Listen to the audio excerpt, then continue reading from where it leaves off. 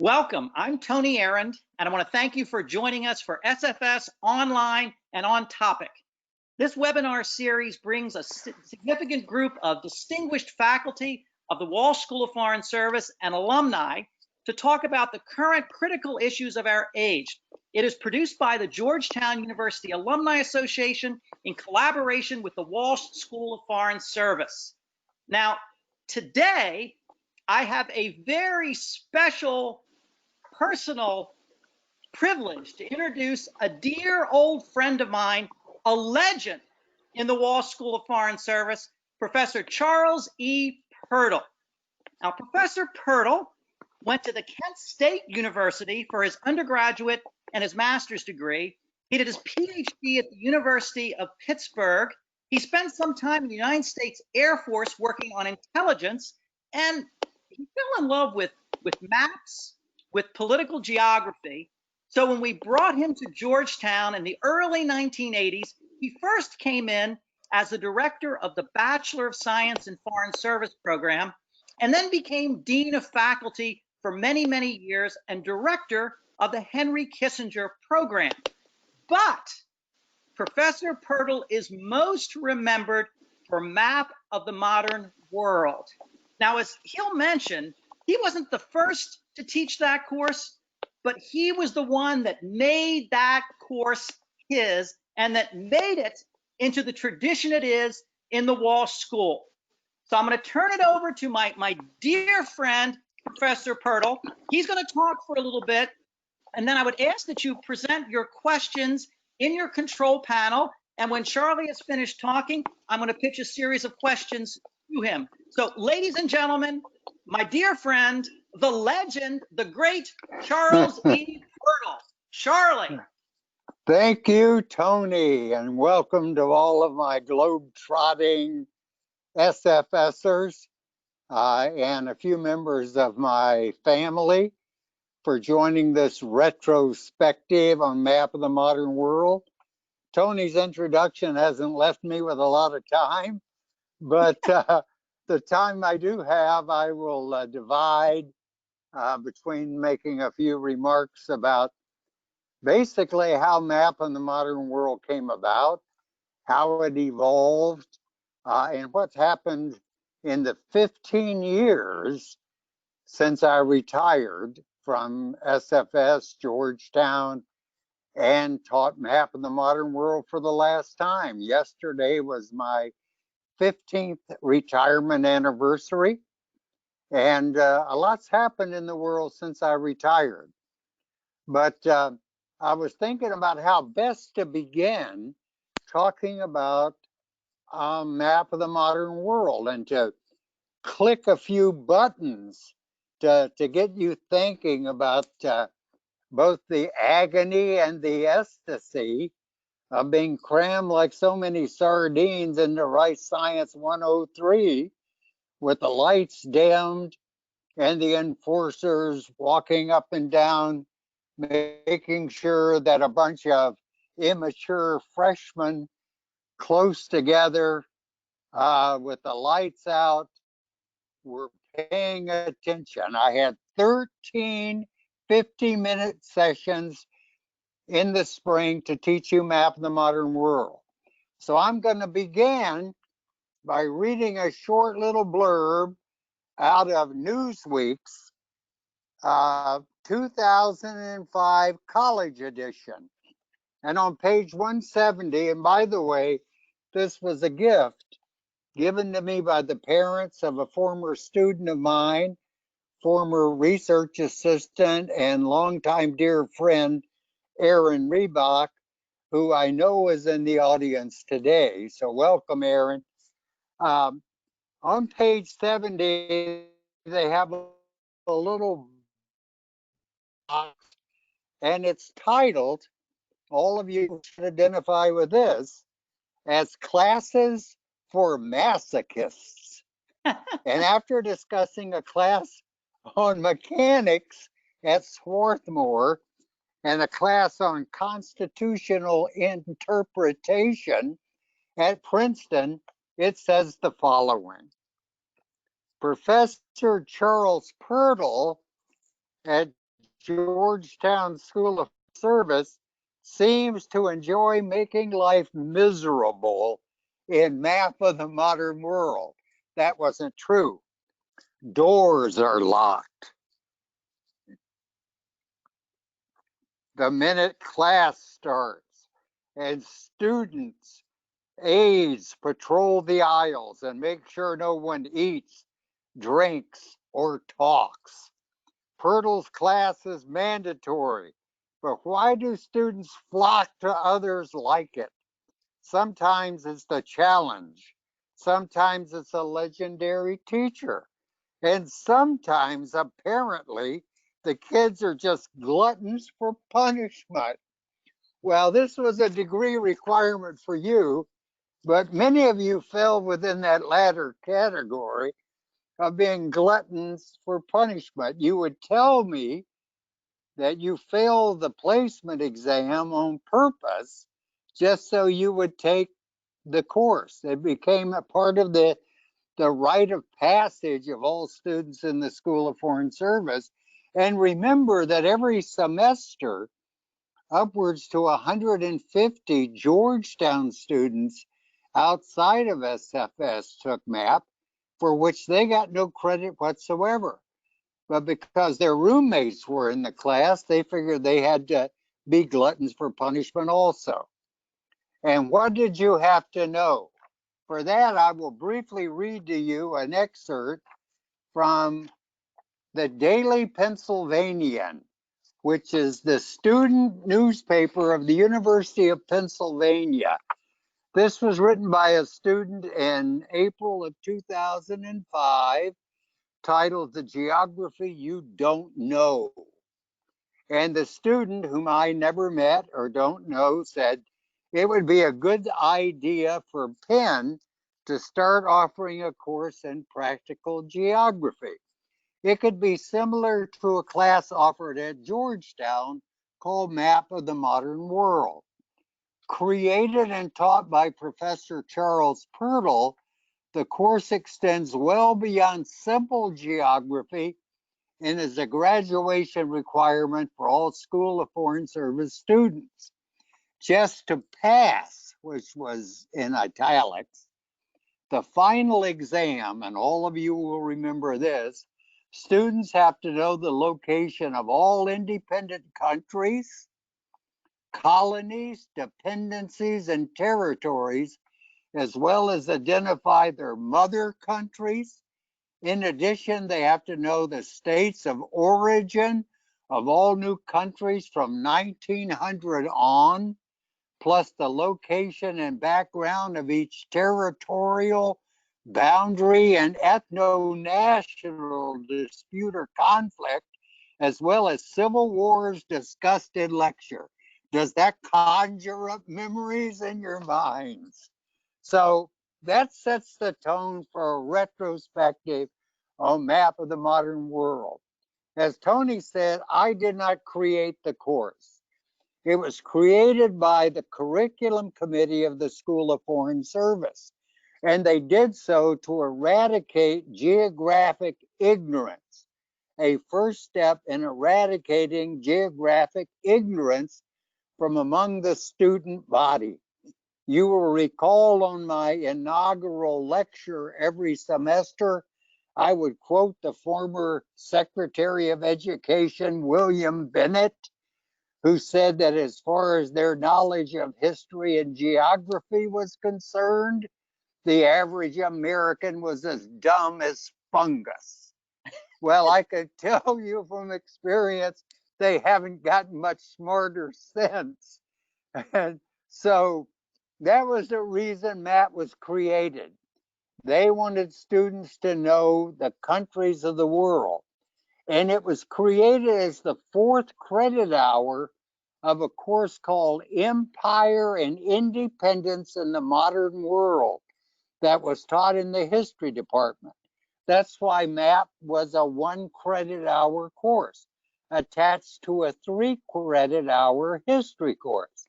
So the emphasis was on independence, right, in the modern world from colonial and imperial rule.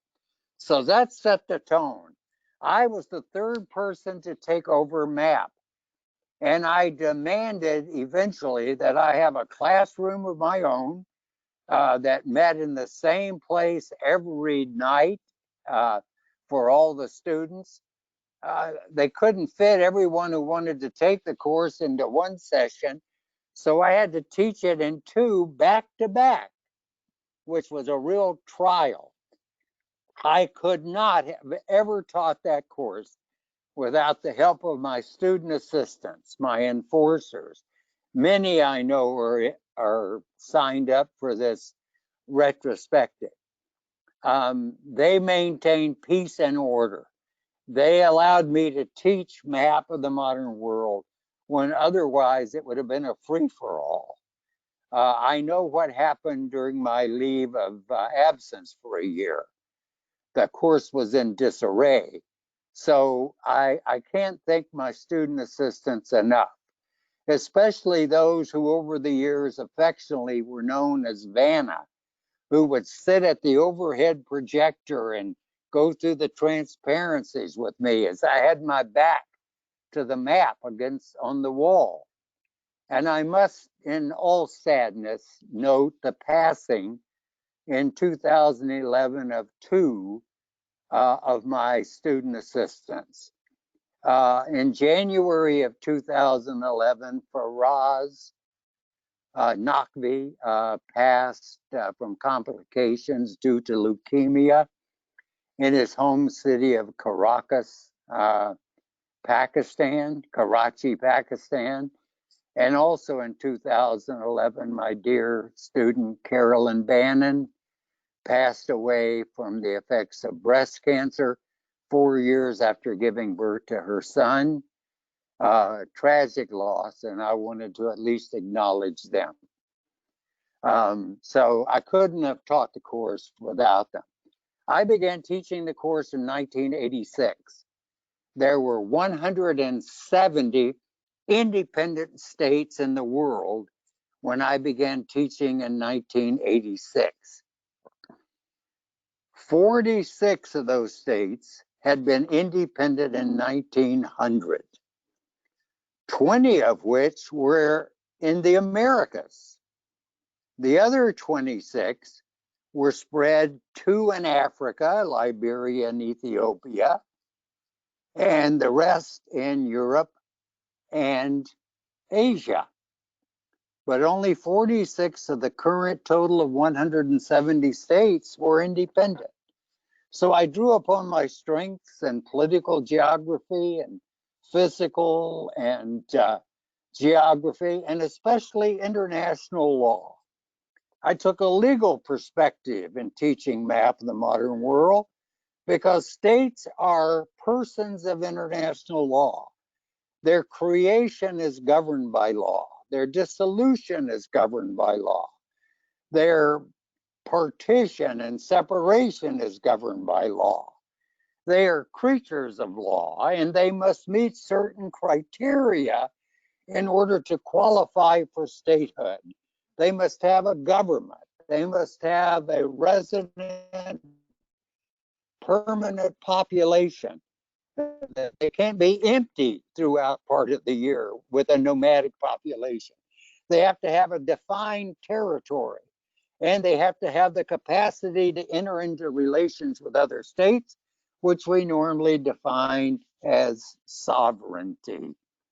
Those are the requirements of statehood as laid down by the 1933 Convention, Montevideo Convention on the Rights and Duties of States, still in effect and still considered by the United Nations as definitive. So I took a legal approach, and whenever I could, I would interject legal principles and ideas and concepts. We looked at the law of the sea. We looked at the breadth of from the 82 Convention on the Law of the Sea, which sadly the U.S. is still not become a member of. And we looked at river boundaries and thalwegs, and we looked at Uti Possidetas, a political principle in in South America and boundary and territorial disputes. Because as I viewed the map of the modern world, at any point in time, the map represents all the decisions that have been made up until that date about how to partition the 29% of this world that is made up of land. And it is a constantly evolving map. I knew that going in '86, but I had no idea about what lay ahead of me. You never do. And so I put together my syllabus, and for the first 5 semesters of map, everything was stable.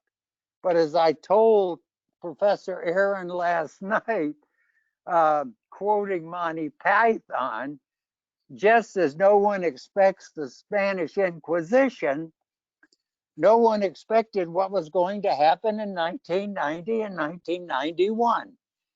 You will recall that in 1990, Soviet and communist rule ended in Eastern Europe. The Berlin Wall fell, and I have my little piece of the Berlin Wall here. Tony has a similar piece in his office. This was a gift of a former student of ours, Stephanie Anderson, who was present when the wall came down. This is my pride and joy, my little hunk of the Berlin Wall. So the Berlin Wall came down, but more importantly, East and West Germany were united into a larger new Federal Republic of Germany, which was immediately admitted to NATO. The Warsaw Pact was dissolved in 1990. The Cold War was crumbling. It was a new world. I had grown up in the military, focusing on how to bomb Soviet bases with nuclear weapons. Now the Cold War was coming to an end, and the world was changing.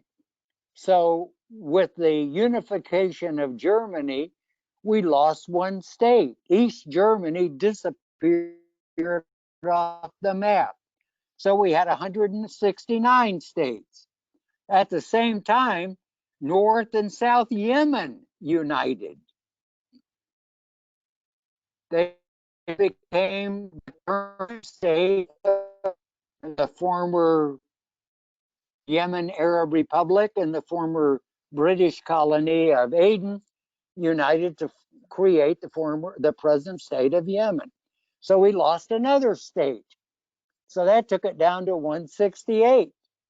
But something happened in 1990 that I never dreamed was possible.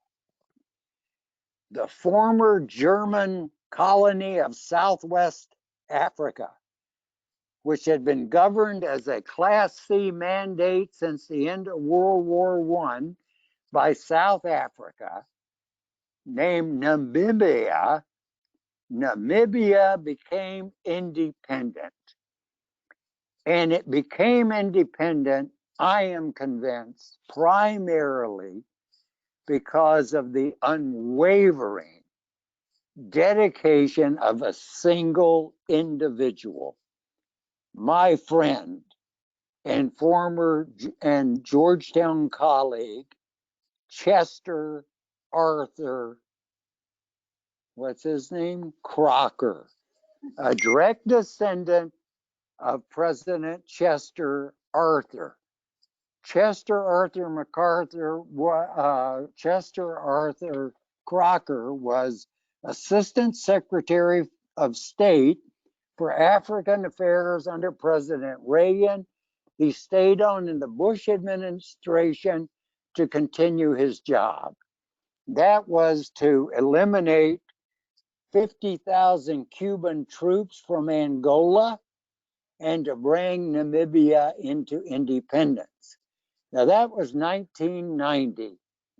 In that same year, the president of South Africa, de Klerk, released Nelson Mandela from prison, who would later become, of course, president of a democratic Republic of South Africa with the end of apartheid.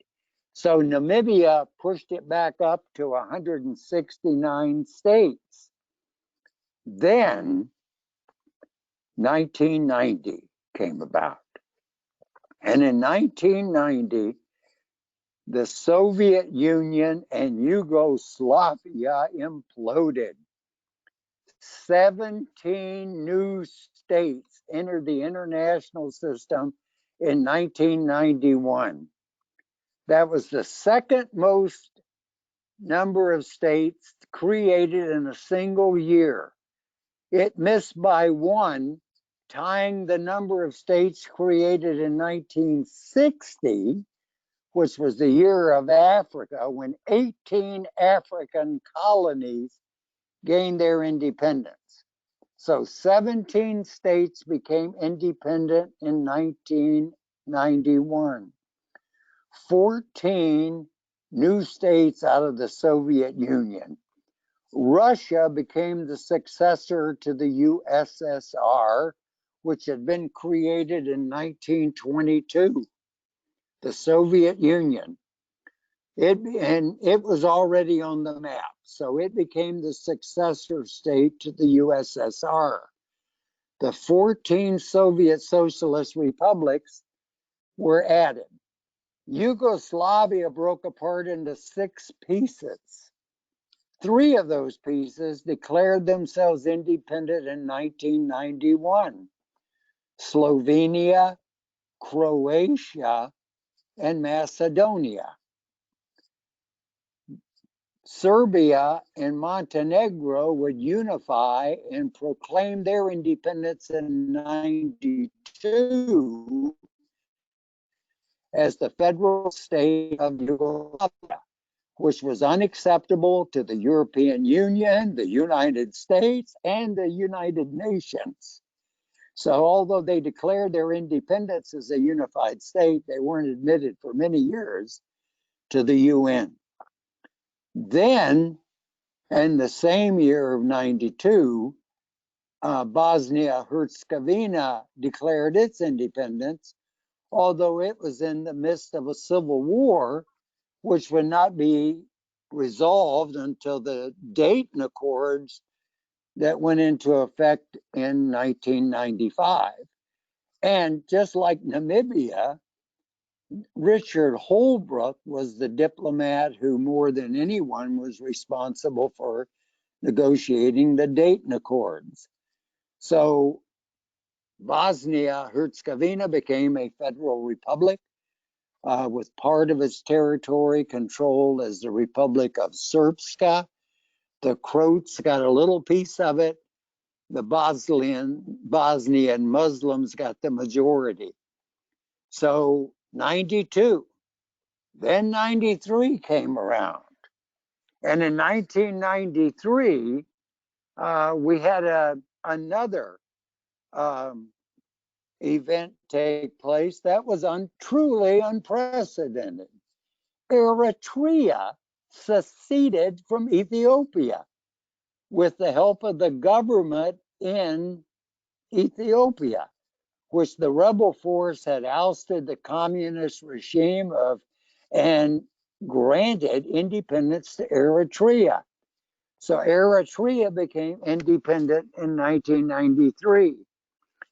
But at the same time, Czechoslovakia split apart into the Czech Republic and Slovakia. So we had the independent state of Ethiopia to add, of Eritrea to add to the map, plus we had a new Slovakia to add to the map. So the map was evolving.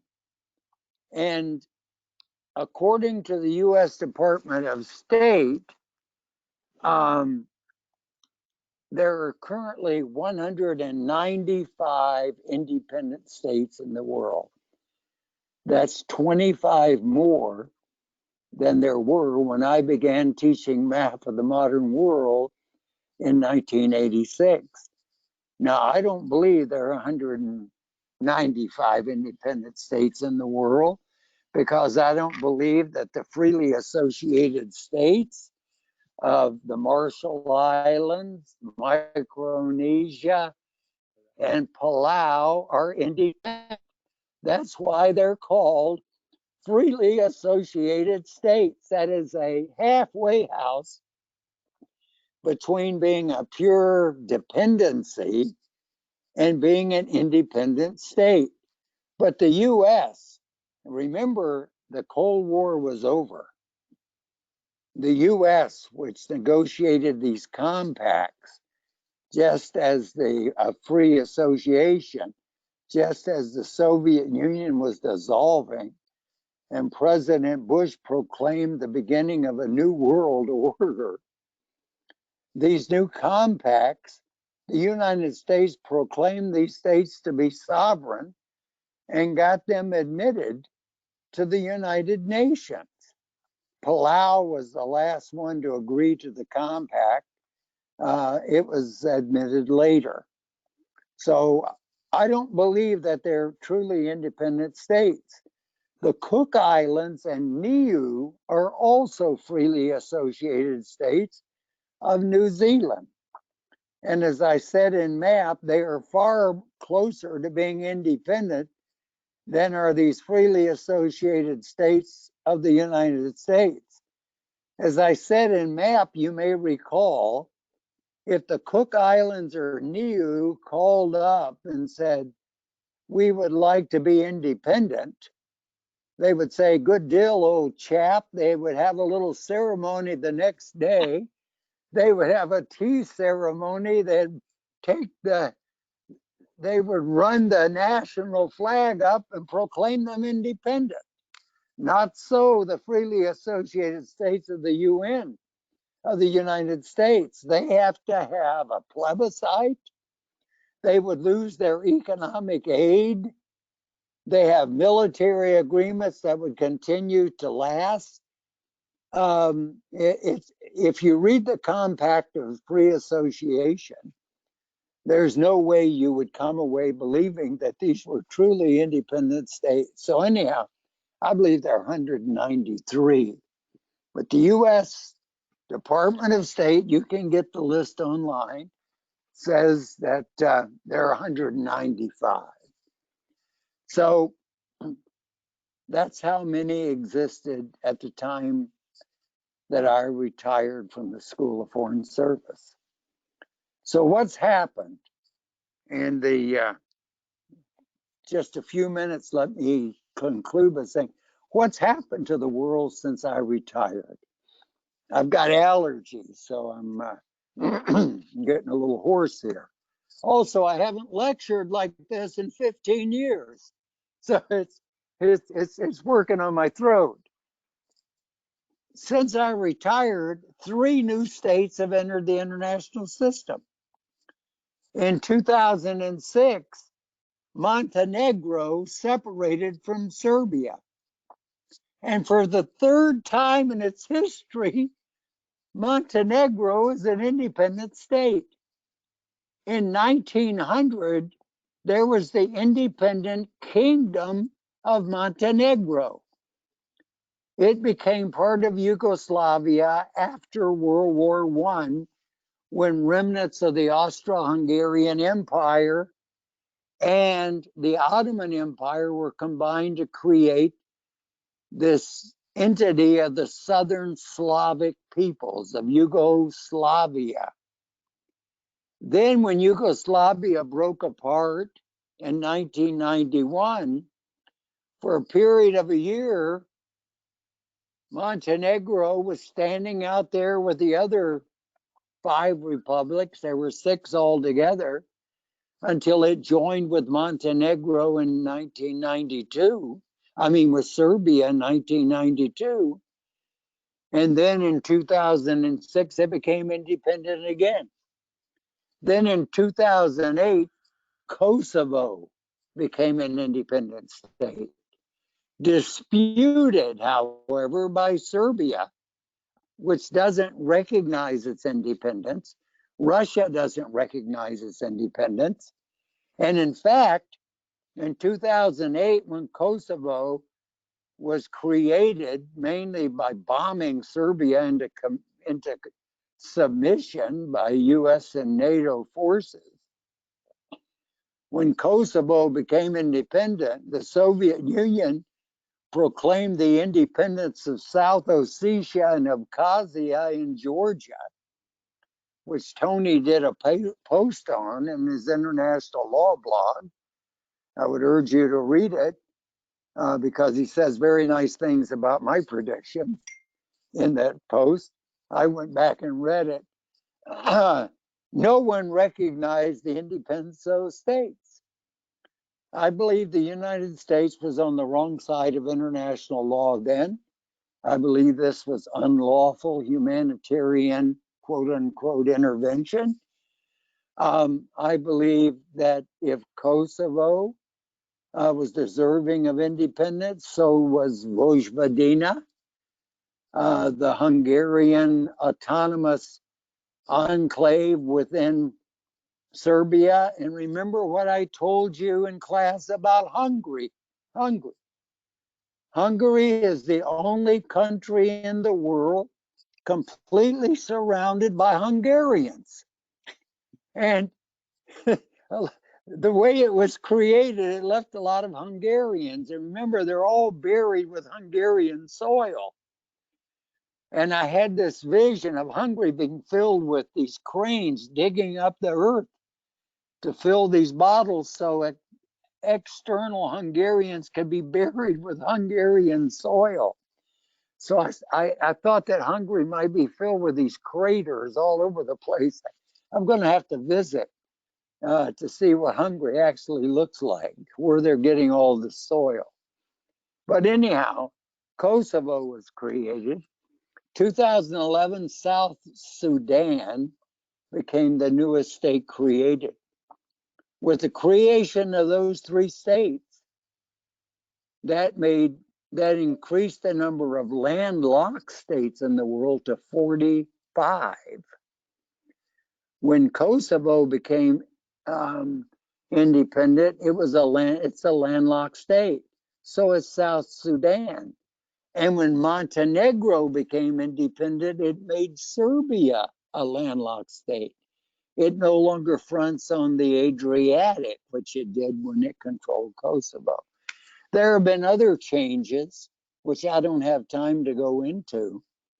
Some of them significant, such as the entering into force in 2009 of the Falkland Islands' new constitution. They're all now nationals of the United Kingdom. The Article 1 of that Constitution directly quotes UN General Assembly Resolution 1514 on the rights of self-determination of dependencies and colonies in the world. It gives them the right to self-government. Puts Argentina in a bind internationally. But of course, there is something known as the Goa Doctrine, which proclaimed that colonial occupation, regardless of how long it's been in effect, is a crime against humanity. This was India's argument when it annexed the Portuguese colony of Goa, which had been a Portuguese colony for almost 500 years. And it's had major effect on the international system. Netherlands Antilles was dissolved in 2010. And there have been Somaliland is now Eswatini. Changed its name in 2018 to Eswatini. And Macedonia is now officially North Macedonia to appease the Greeks. And I will stop there. Also, let me just say that the Solomon Islands and Kiribati last year withdrew their former political recognition of Taiwan. reducing Taiwan's recognition down to 15 countries in the world, 15 states, one of which is the Holy See, the Vatican City State. 14 are members of the UN.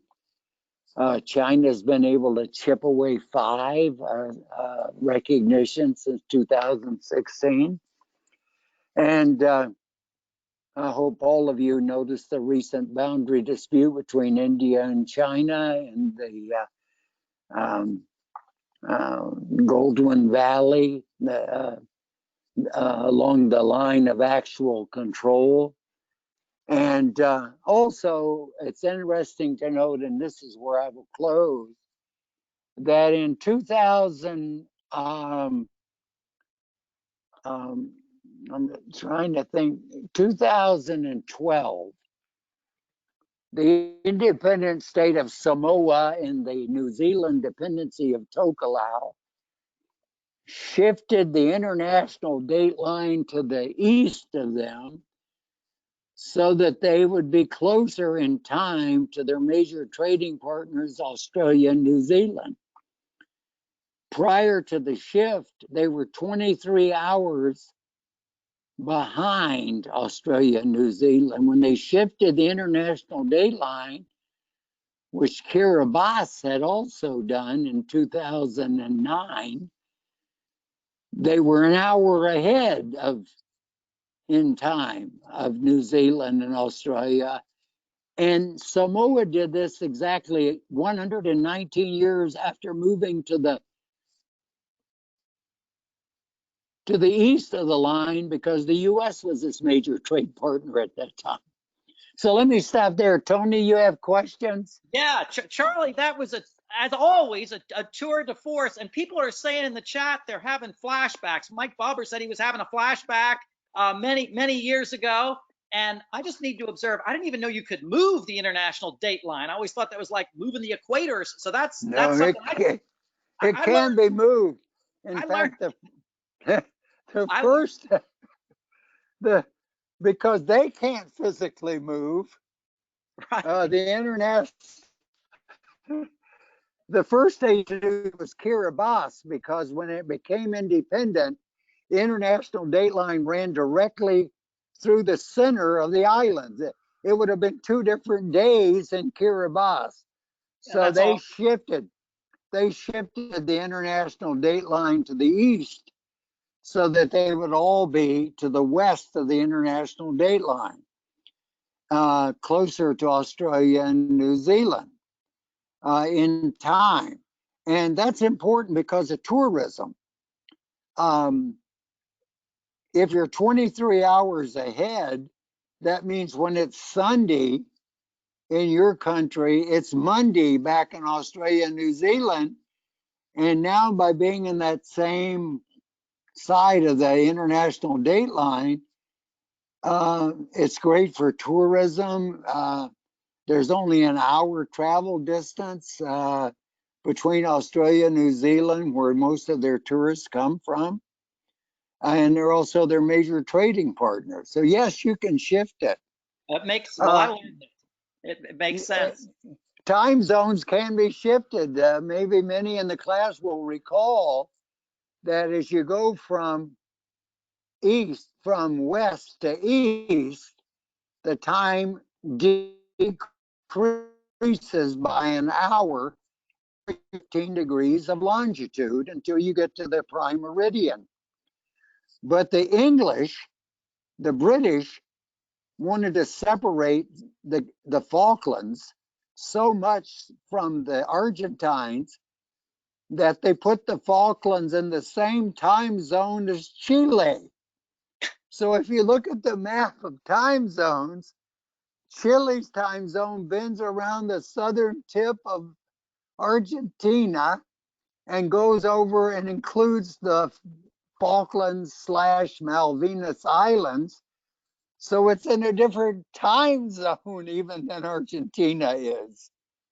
So those are flexible boundaries. Well, so you can, in fact, bend time. You can, in fact, bend it. Yeah.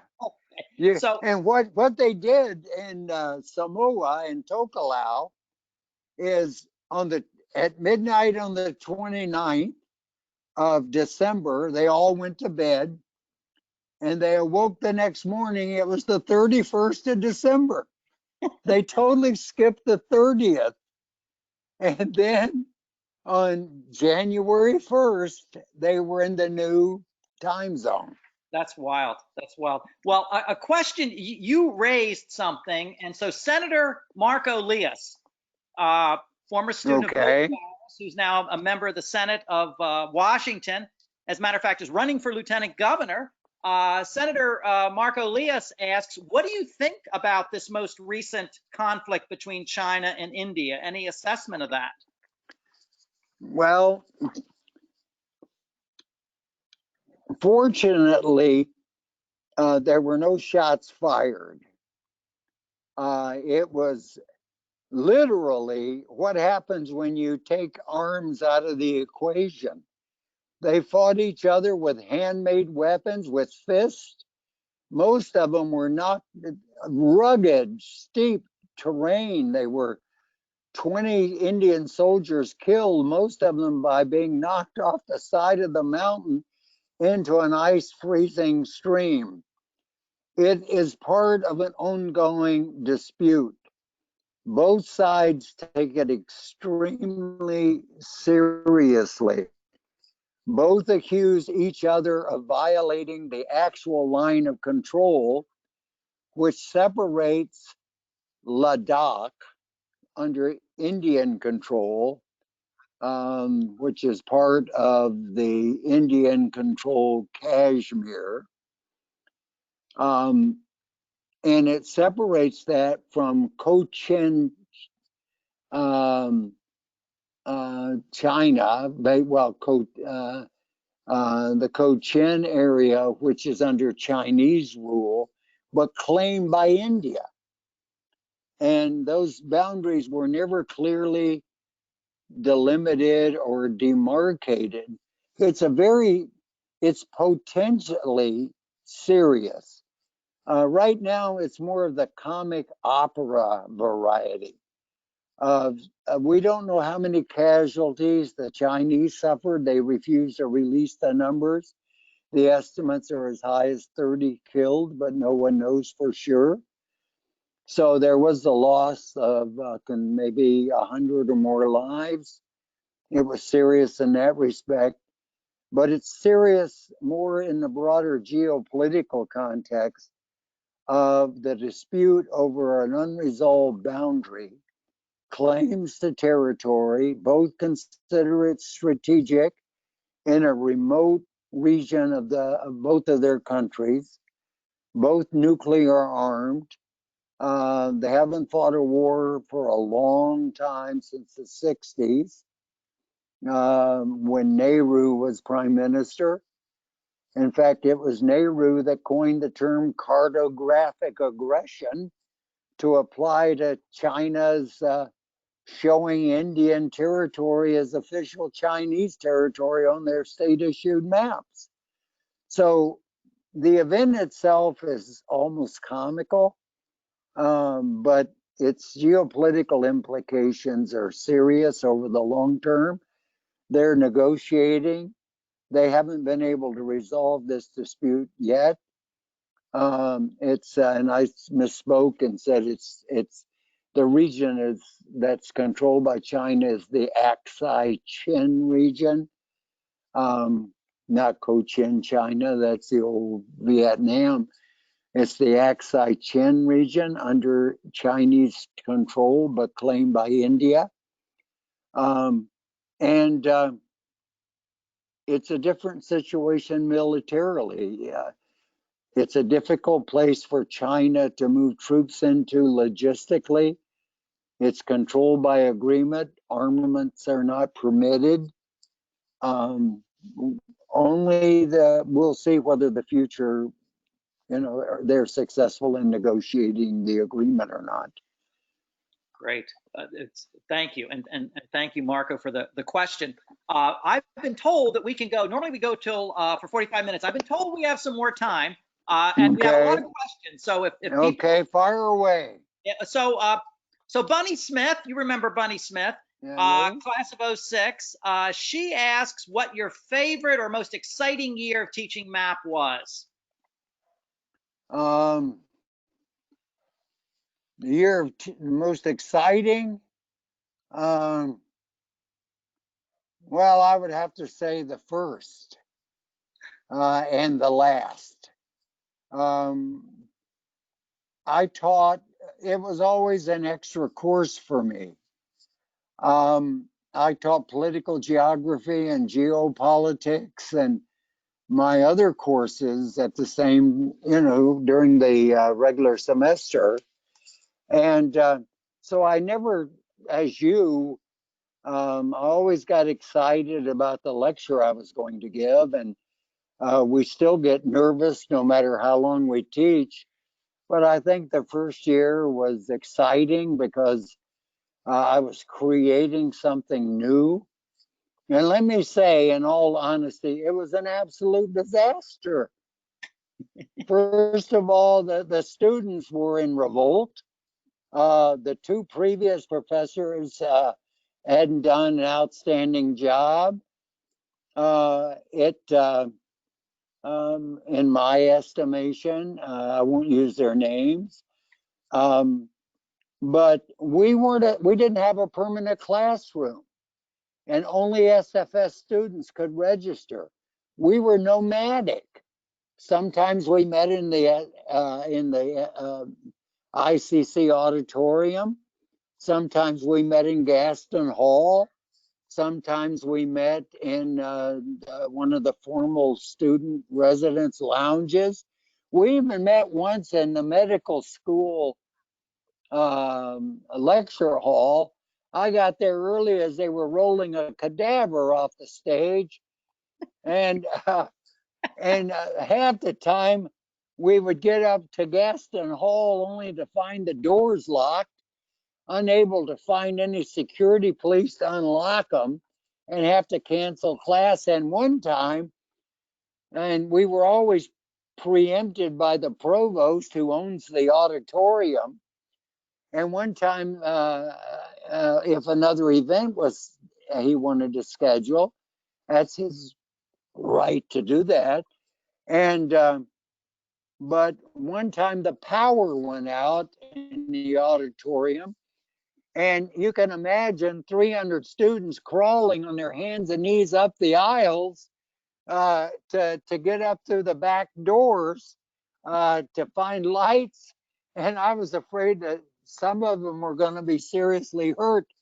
So I finally said, if you want me to continue teaching this course, we have to have a permanent class, and to quell the uproar, the outrage, I created a placement exam.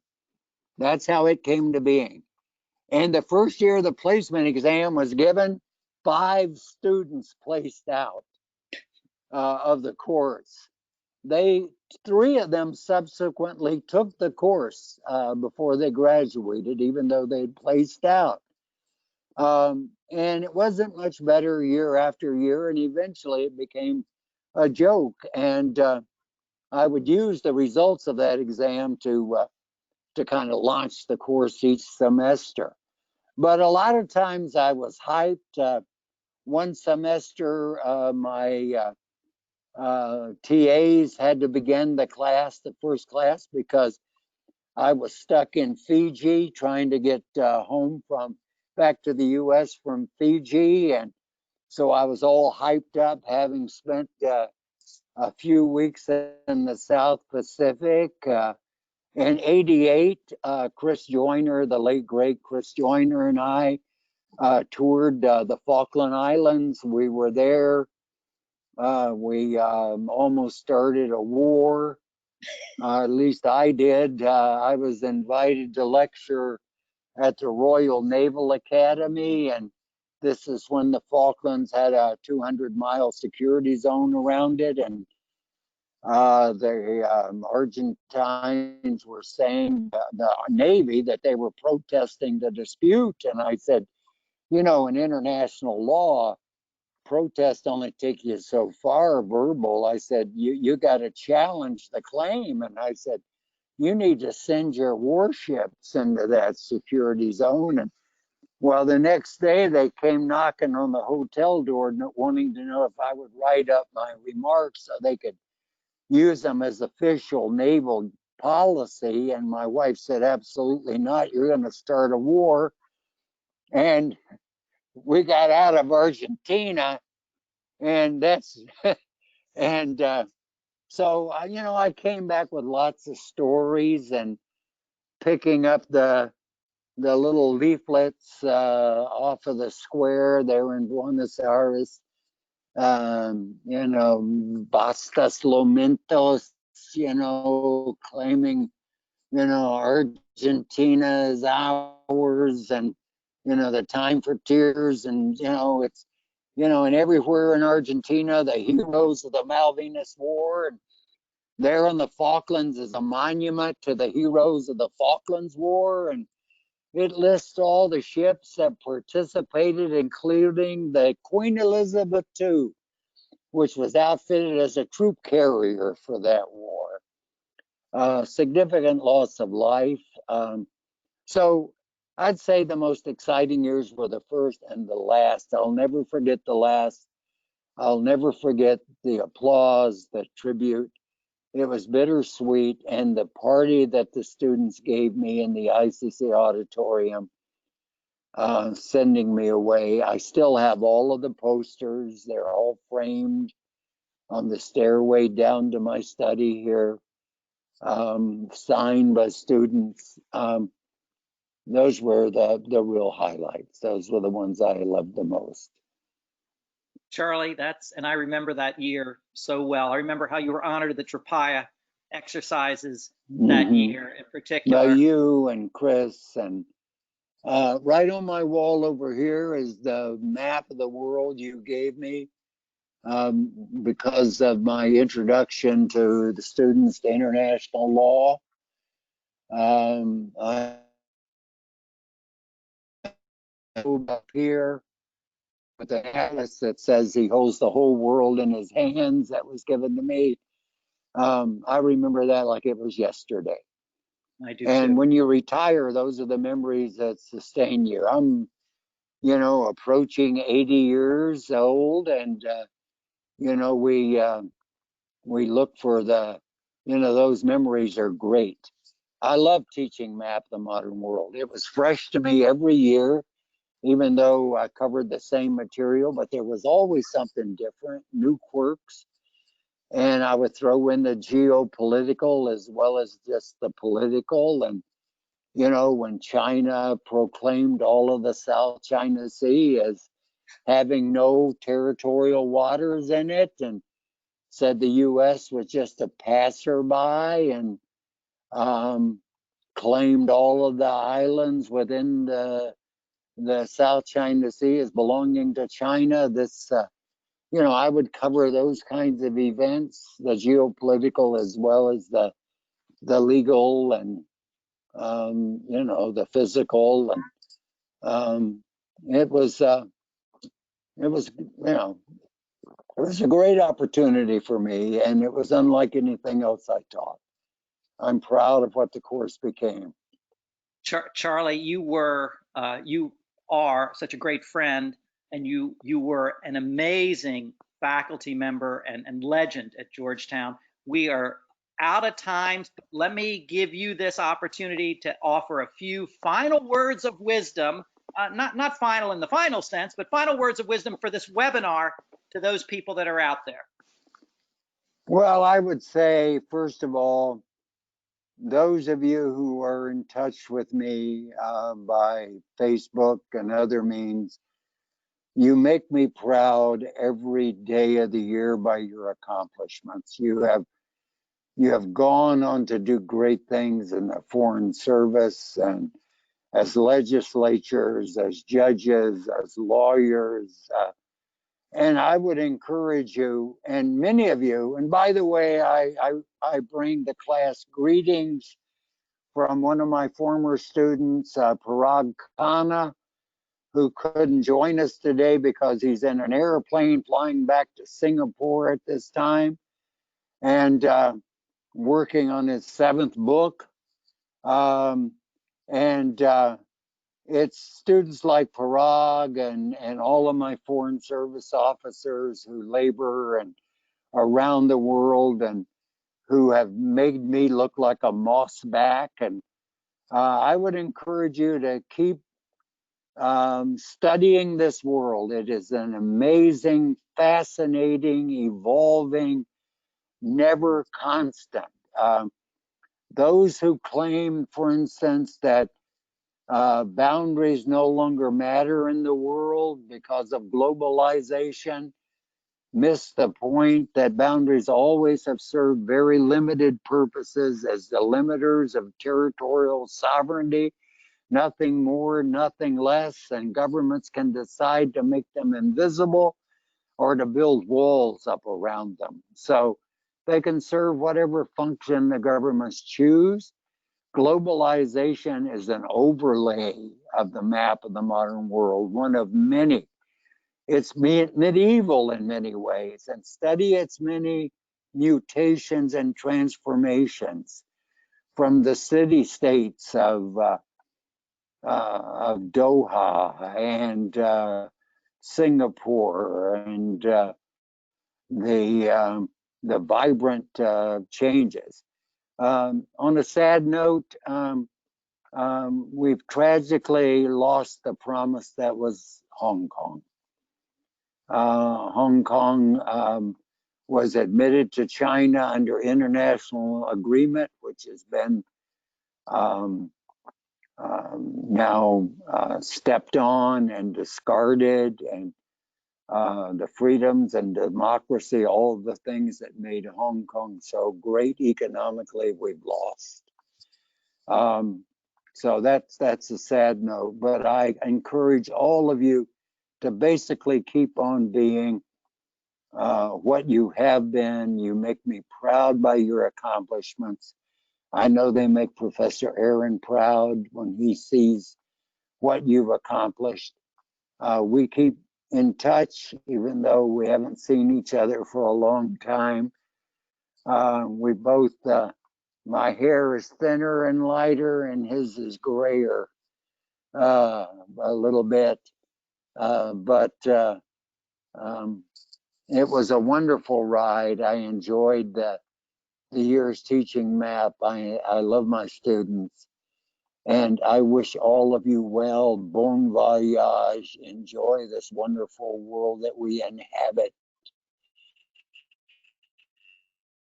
Even with all of its evils and its conflicts and its trials, it's still home. It's still worth struggling to do good in and preserving the best of it. And I think you're out there among the very best that we have to offer.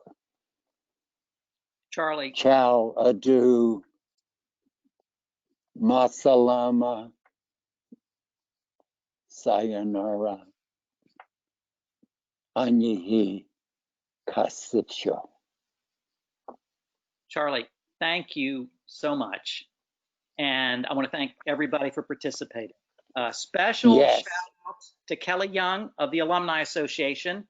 Absolutely. And Auntie Jones, who conceived of SFS Online and On Topic. And Charlie, my friend, this brought back so many wonderful moments, not just for me, but for everybody out there. Thank you, as always, the legend, Charlie Pirtle. I wish everybody else a fantastic day. Thank you all. Goodbye and thank you.